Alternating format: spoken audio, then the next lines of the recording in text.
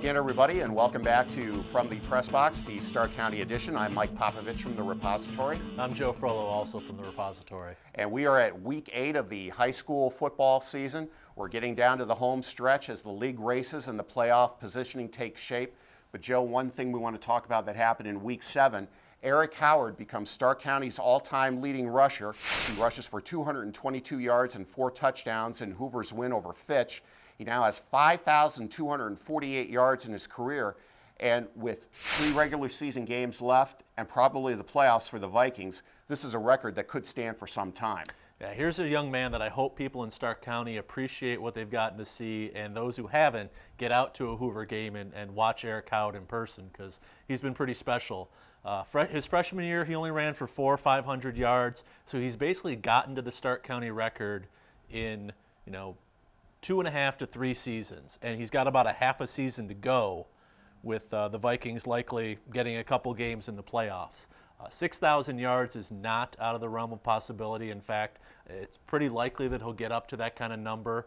And we're not talking, Cy Young type number here, unbreakable, but it could be a while again before someone gets to 6,000 in Stark County.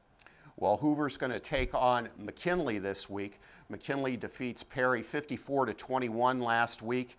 And another running back who had a big night in that game, Bryce Wilder of the Bulldogs, 283 yards rushing and 3 touchdowns.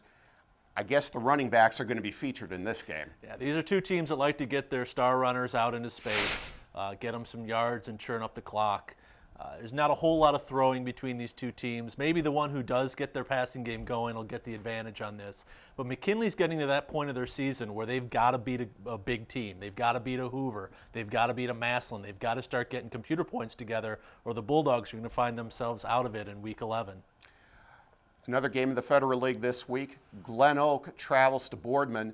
The Golden Eagles with a 1-game lead in the Federal League. Boardman, one of the teams that are 1 game behind. GlenOak survived a tough road test at Fitch a couple of weeks ago. This is going to be another interesting test for them. Yeah, GlenOak has found a formula together with Briante Dunn, Colin Daniels-Mitchell, and their running game as well. They don't blow teams out like a 6-1 team. You would think that they get a couple of those in there. They play close games. They did it again last week against Lake. In the 4th quarter, their size, their power, Dunn running between the tackles, they get the job done. They get the touchdowns when they need them, and they pull games out. That's dangerous in the playoffs, because that's a lot of times the type of games that you play. And in the NBC, the Louisville Leopards put themselves in the driver's seat with a 52-0 win over previously undefeated Carrollton. But one team I think we have to keep an eye on is the Northwest Indians. The Indians with a rare 3-game losing streak earlier in the season, but they have bounced back with convincing wins over Canton South and Minerva. Brian Jones, 320 yards passing and 4 touchdowns in the 38-8 win over Minerva.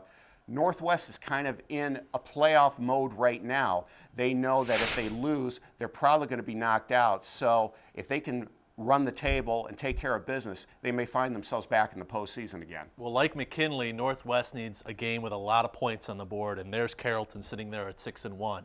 It's not often that a Vic Whiting team flies under the radar. This one kind of did with that 3-game losing streak there in weeks 3 to 5. But they were still transitioning from that, kind of power running game that Vic and his Indians have run in the past. Now they're in the 5 wide. They look a little bit more comfortable. They're beating some good teams too by a lot of points, and they're going to be dangerous in Division III when the playoffs come around. And then a big game in the Pac-7 this week. Tuslaw hosts Manchester.